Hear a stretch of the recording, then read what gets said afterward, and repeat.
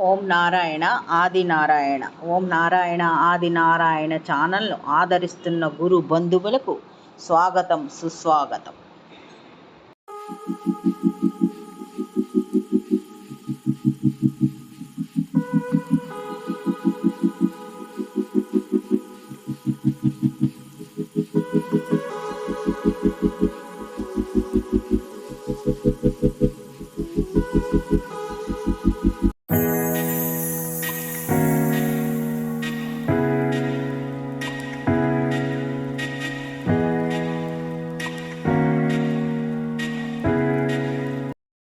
ఓం నారాయణ ఆది నారాయణ. ఓం శ్రీ భగవాన్ వెంకయ్య స్వామినే నమః. ఆశ్రిత జన రక్షకుడు, దీనజన బాంధవుడు శ్రీ భగవాన్ వెంకయ్య స్వామి వారి పాద పద్మములకు నా ప్రణామములు. సమస్త సగుణ రూప నిర్గుణ రూప గురుదేవులు పాద పద్మములకు నా నమస్సుమాంజలి.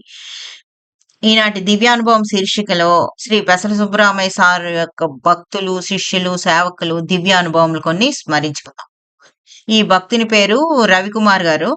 వారు వివరించిన స్వామి శ్రీ పెసల సుబ్బరామయ్య సార్ నుంచి వారు నేర్చుకున్న విలువైన సలహాలు, విలువైన ధర్మాచరణ, విలువైన ఆచరణ వారు ఈ విధంగా తెలియజేస్తున్నారు.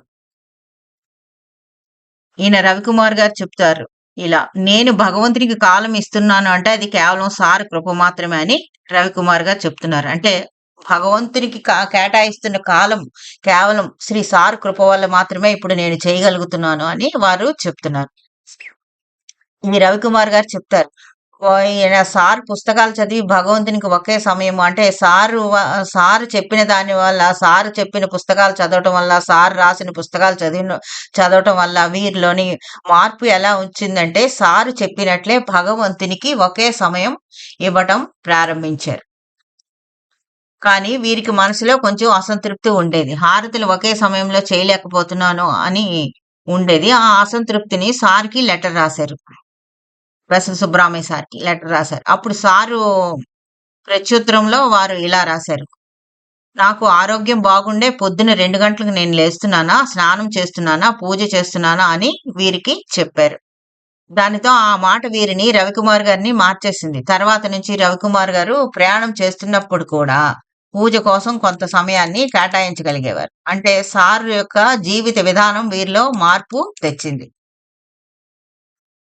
ఇంకొక లీల, శేషుకృష్ణ అనే భక్తుని వాళ్ళ అమ్మగారు, అక్కగారు కూడా అప్పుడు గొలగమూడిలో ఉన్నారు. సారు పెసల సుబ్బరామయ్య సార్ వారి దగ్గరికి వచ్చి ఇలా అన్నారు: అమ్మ, సాయి మాస్టర్ నిలయం పైన అంతా కూడా చాలా దుమ్ము ధూళిగా ఉంది, అది కాస్త శుభ్రం చేసి పెడతారా?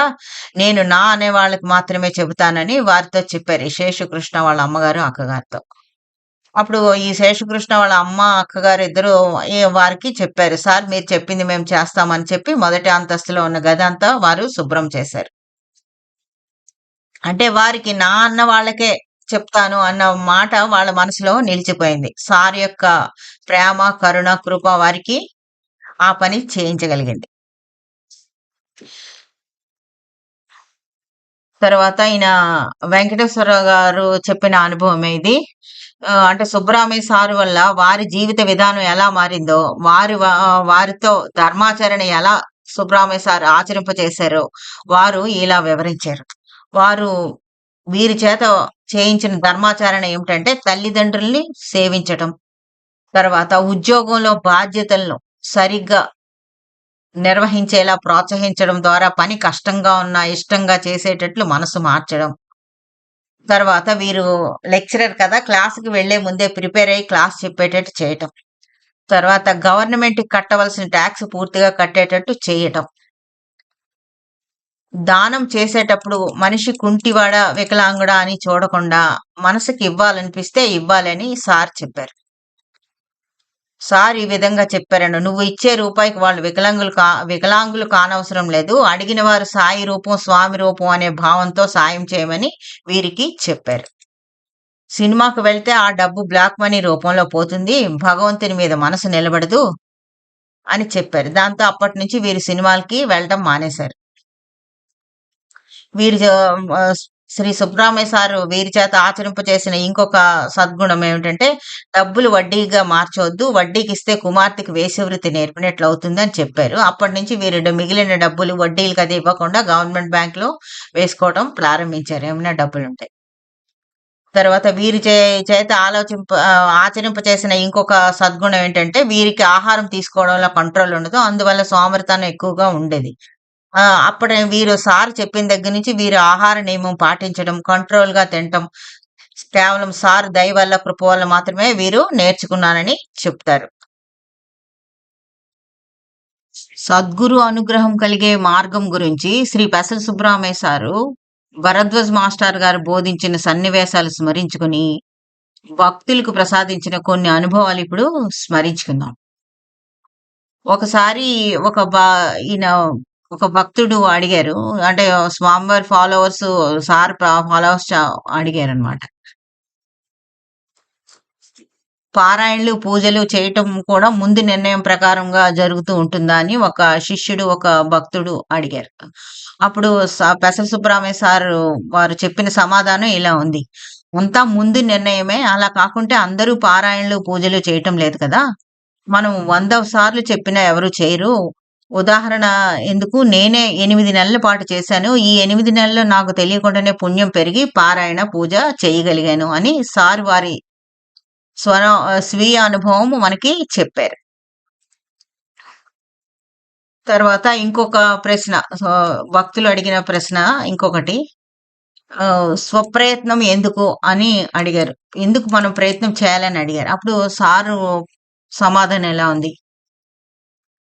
నీ ప్రయత్నం సఫలమైతే ఆనందంతో గంతులు వేయకు, విఫలమైతే కుంగిపోకు. విఫలమైనప్పుడు ఆ విధంగా ఆర్థికంగాను, శారీరకంగాను శ్రమ ద్వారా మన కర్మ క్ష ఖర్చయింది. కర్మ క్షాళన అయిందని భావించాలి. అంతేగాని కుంగిపోవడం విజ్ఞుల లక్షణం కాదు అని ఆ భక్తుడికి, శిష్యుడికి సారు సమాధానం చెప్పారు. తర్వాత ఇంకొక భక్తుడు నగేష్ అని అతను సార్‌ని ఇలా అడిగారు. అన్నీ ముందు నిర్ణయానుసారమే జరుగుతూ ఉంటే మరి సద్గురువుల అనుగ్రహం కూడా ముందు నిర్ణయం ప్రకారమే ఉంటుందా సార్ అని అడిగారు పెసల సుబ్రహ్మణ్య సార్. అప్పుడు పెసల సుబ్రహ్మణ్య సార్ సమాధానం ఇలా ఉంది. అనుగ్రహం ఎప్పుడూ ఉంటుందట. ఉంటుంది. అనుగ్రహం ఎప్పుడూ ఉంటుంది అనుగ్రహం విషయంలో. కానీ ముందు నిర్ణయం, వెనుక నిర్ణయం అంటూ ఏమి ఉండదు. మనం అంటే భగవంతుడి అనుగ్రహం మనకి ఎప్పుడూ ఉంటుంది. అందులో ముందు నిర్ణయం, వెనక నిర్ణయం అంటూ ఉండదు. కానీ ఆ అనుగ్రహం మనకి దక్కకుండా మన అహం అనే గొడుగు అడ్డు వస్తుంది. ఆ అహాన్ని తొలగించుకోవాలి. అప్పుడు అనుగ్రహం మనకి పొందగలుగుతాం. అంటే ప్రస్తుతం మనకి ఉద్యోగం లేదు, మన కోరిక తీరలేదు, స్వామి మనల్ని చూడలేదని అనుకుంటూ ఉంటాం. అది మన అజ్ఞానం. మనకి ఎప్పుడు ఏది మంచిదో అది చేస్తారు. మనం కోరినవన్నీ కాదు అని సారు తెలియజేశారు. ఓం నారాయణ. ఆది నారాయణ.